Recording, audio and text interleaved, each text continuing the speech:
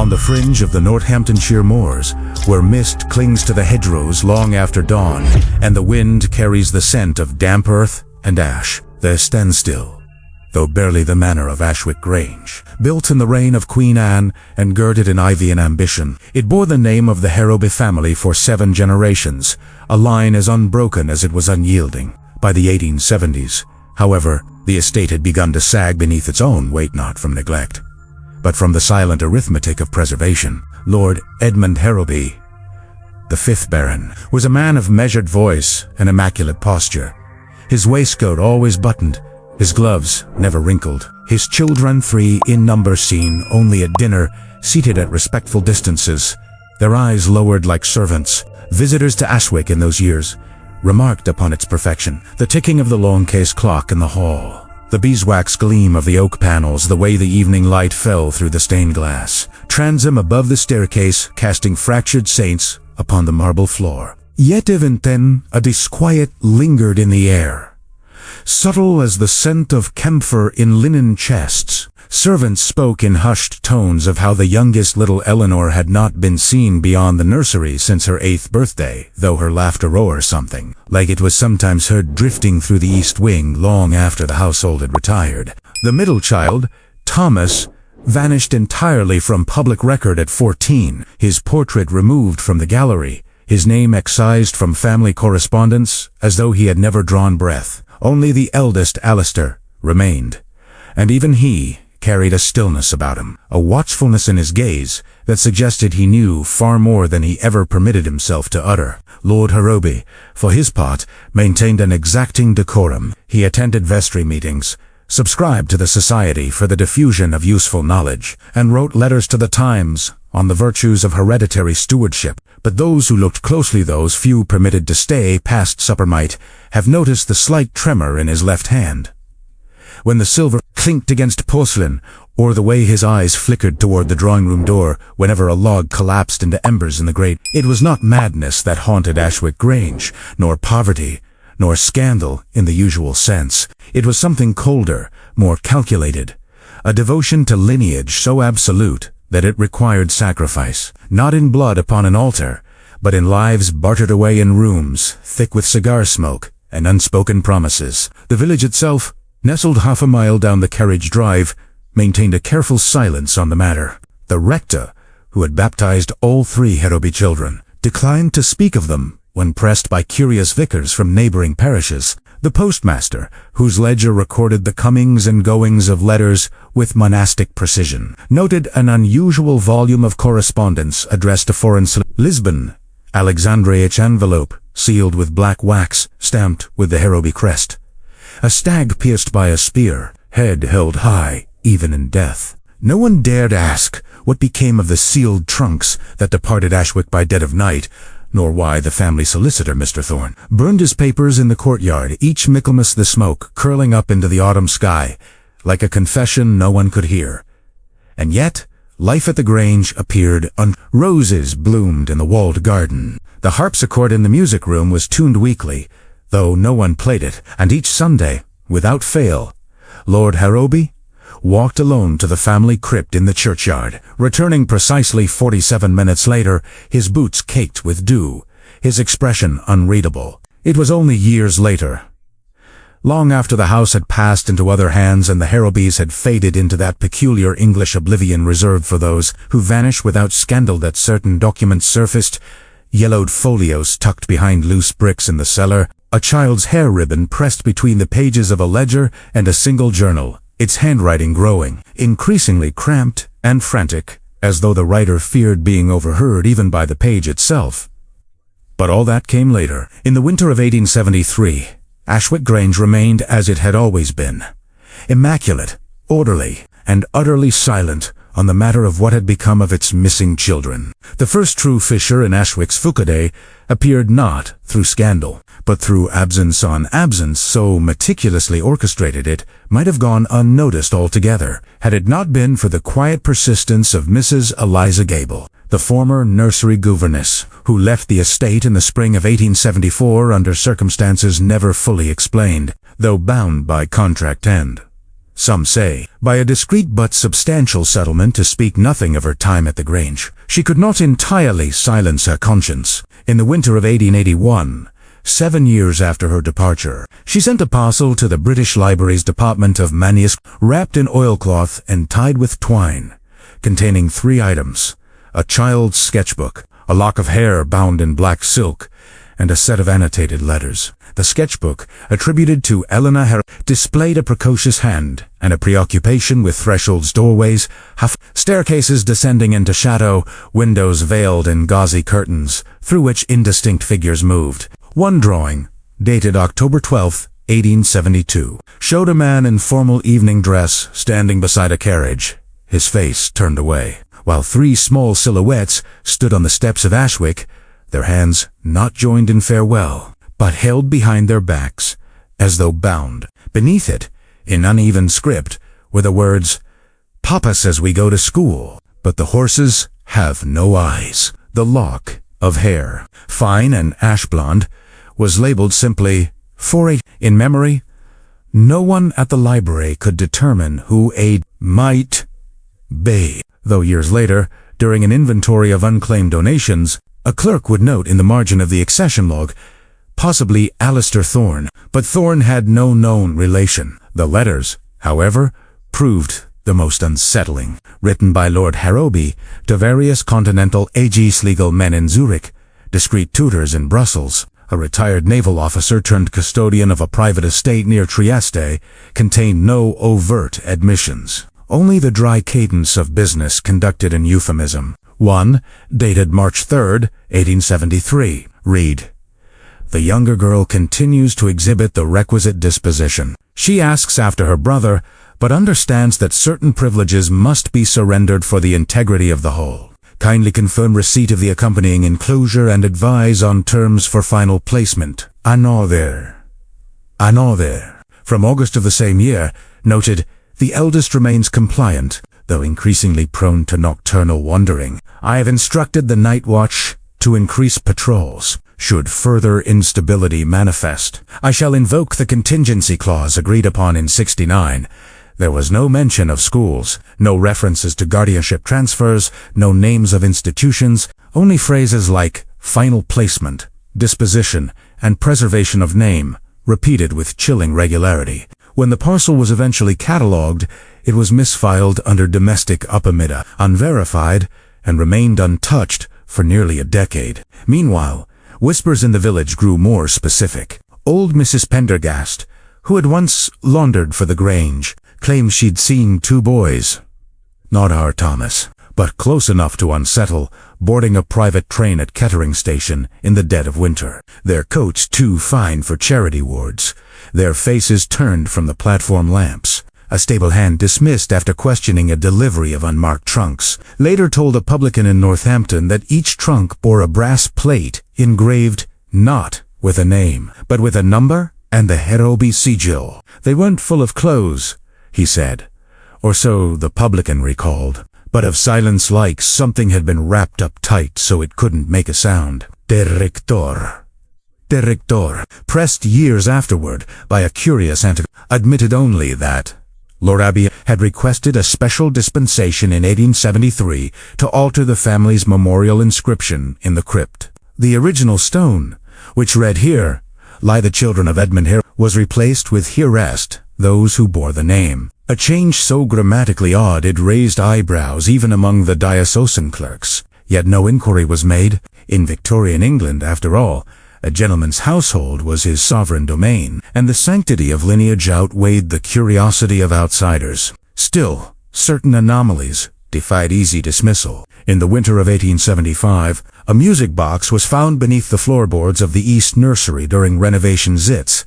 Mechanism rusted, its cylinder cracked butts. When wound with great care by a local clockmaker, it played not a nursery tune, but a mournful variation of "Drink to me only with thine eyes," slowed to a crawl. The notes stretched thin like breath on glass. And in the attic, behind a panel long thought to be solid wall, workmen discovered a child's shoe, perfectly preserved, its leather still supple, its buckle tarnished but intact. It bore no scuff, no sign of where, as though it had been removed in stillness by careful hands and hidden before it ever touched the earth. These objects, scattered and silent, formed no coherent narrative, yet they resonated with a shared unease.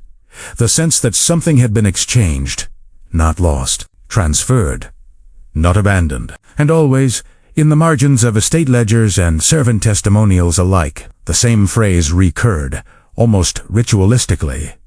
For the sake of the name, by the late 1880s, the Harobi name had receded into the background hum of county society, spoken of only in passing at dinner parties or during the occasional debate over entail law in gentlemen's clubs. Ashwick Grange itself passed through inheritance to a distant cousin, who promptly leased it to an American industrialist with more money than taste, and the grounds were soon littered with the incongruous additions of gas lamps and billiard tables. Yet for those few who remembered the original household, the mystery deepened rather than faded. It was not merely that the children had disappeared, it was that their absence produced no ripple, no legal inquiry, no obituary, no mourning. In an age when the death of even a servant's child warranted a line in the parish register, the silence surrounding Thomas, Eleanor, and by slow implication, Alistair was a void too precise to be accidental. The pattern began to emerge only when archival fragments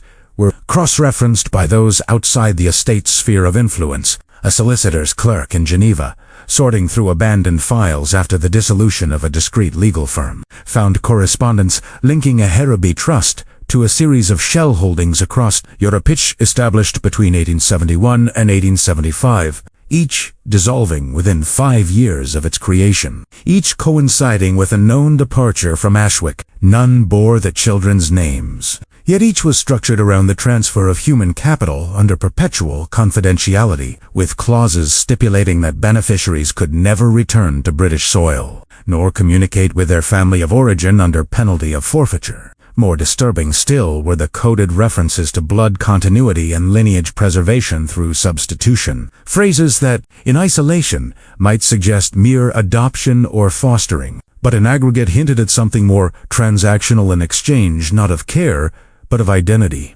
In Lisbon, a retired physician recalled treating a young English boy in 1874 for nervous exhaustion. The child, who gave his name as Ellis, spoke with a Northamptonshire accent and wept uncontrollably at the sound of church bells. He was accompanied by a severe-looking man who paid in gold sovereigns and insisted the boy had no family. In Alexandria, a boarding-house ledger listed a Mr. Athorn and Ward from 1876 to 1878, the latter described as pale, obedient, and musically inclined. Though the establishment had no piano, these fragments, scattered across continents, began to align like stars in a forgotten constellation, each pointing toward a single, chilling conclusion: the Harobi children had not been sent away for education or convalescence. They had been sold, not as laborers or orphans, but as vessels. Their bloodlines, their names, their very identities had been bartered to secure the continuation of noble lines elsewhere, in exchange for the financial and political support needed to keep Ashwick solvent and the title unblemished. Lord Harobi, it seemed, had engineered a quiet dissolution of his own offspring, trading them like diplomatic tokens to uphold a social order that valued legacy above life. And the eldest, Alistair Never, formally recorded as missing, was the keystone. He alone remained to inherit, to perform the rituals of succession, to stand beside his father at garden parties while his siblings lived ghosted lives under borrowed names in foreign rooms. Yet even he was not spared. A letter discovered in 1903, hidden within the binding of a discarded legal treatise on bore Alistair's handwriting, and was addressed to no one, as though meant only for the fire that never came. I hear Eleanor's lullaby in the pipes at night.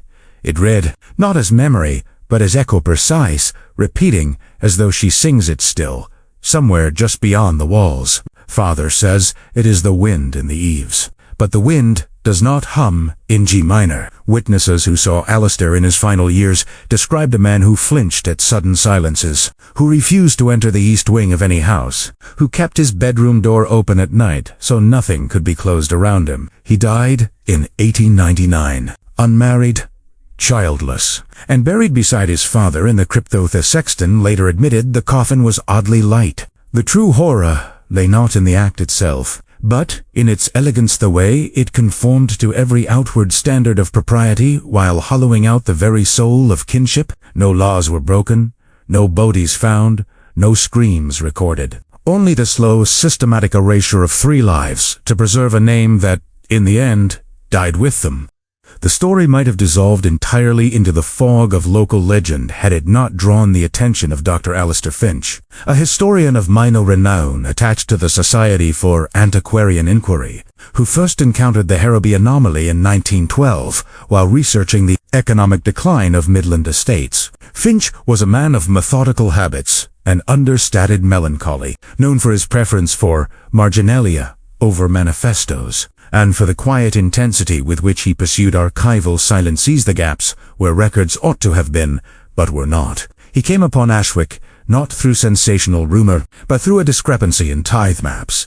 The Grange's land holdings had remained unchanged from 1850 to 1890, yet its tax assessments plummeted inexplicably in 1874, suggesting a sudden infusion of capital that left no trace in public ledgers. Intrigued, Finch began a correspondence with Northamptonshire's county archivist, which led him, circuitously, to the misfiled parcel once sent by Mrs. Gable. Reading the child's drawings and the Baron's coldly precise letters, Finch felt not curiosity alone, but a profound uneasy sense that he was not merely reconstructing history, but disturbing a pact. Over the next 3 years, he pursued every thread with the devotion of a pen. He tracked down the retired clockmaker who had repaired the music box and recorded, in meticulous shorthand, the man's recollection of how the melody seemed to pause between notes, as though waiting for someone to join in. He located the former stable hand in a charity ward near Peterborough. The man, by then nearly blind, whispered that on the night Thomas vanished. The carriage horses had refused to move until Lord Harrowby himself came down in his dressing gown and placed something beneath. The driver's seat, a small box, wrapped in velvet. Finch even traveled to Geneva, where, after weeks of negotiation with a reluctant bank clerk, he obtained a redacted copy of the Harrowby Trust's final dissolution papers. Though names were blacked out, one phrase remained legible beneath the censor's ink. The vessel accepts the name. The name accepts the blood. By 1916, Finch's research had become an obsession. He abandoned his lectures, neglected his correspondence, and filled his Cambridge rooms with maps, chronologies, and transcribed testimonies pinned to the walls like a detective assembling a ghost. Colleagues noted his pallor, the tremor in his hands when handling documents from Ashwick, and the way he would sometimes stop mid-sentence, listening us, though expecting a reply from the silence. He began to dream of doorways. He confided in a letter to a confidant, not as symbols, but as actual thresholds I must not cross. Still, he pressed on. His greatest breakthrough came in 1919, when a fire at a solicitor's office in Bristol uncovered a sealed deed, box-marked Harrowby Contingencies, Do Not Inventoric.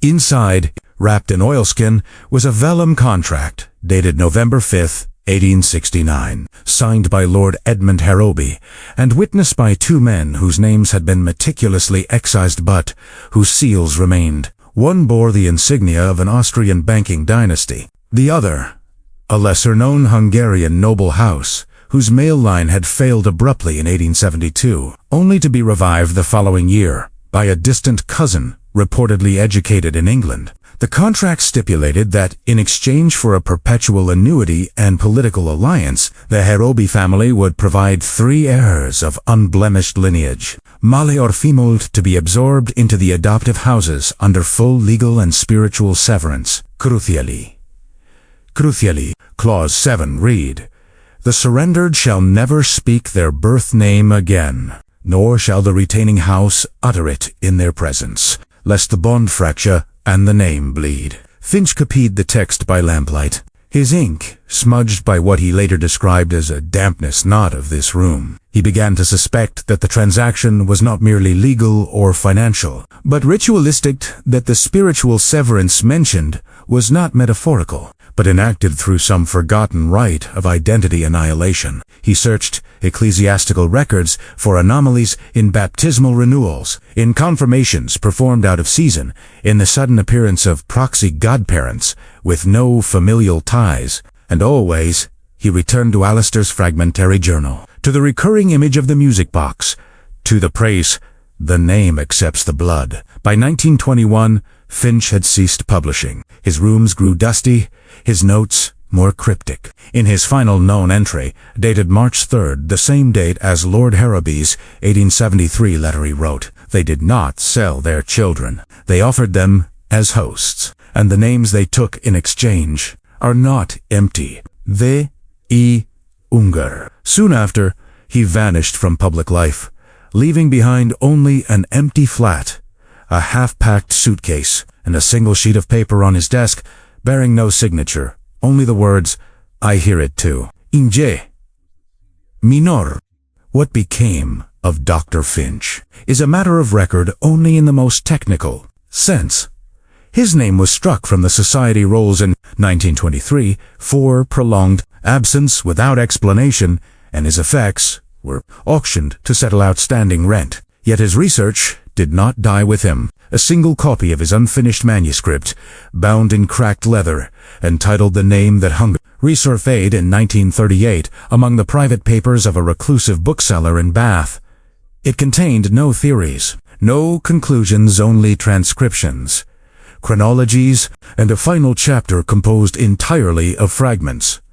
The 1869 contract, Alistair's journal entries, Mrs. Gable's annotations, and a newly discovered inventory from Ashwick's library, dated 1871, listing a volume long thought lost a mutation sanguinis et nominis, the 17th century tract on the metaphysical binding of identity through name and bloodline, attributed to a disgraced Jesuit scholar executed for heresy in Prague. The book itself was never recovered, but Finch had copied its central tenet in the margin. He who gives his child's name to another gives also the soul's echo, and the echo, once housed, will answer when called even by silence. This, perhaps, was the quiet truth beneath all the ledgers and letters. Lord Harry had not merely sold his children to preserve his estate. He had entered into an ancient economy of names, wherein lineage was not a matter of inheritance, but of vest in certain shadowed corridors of European aristocracy, those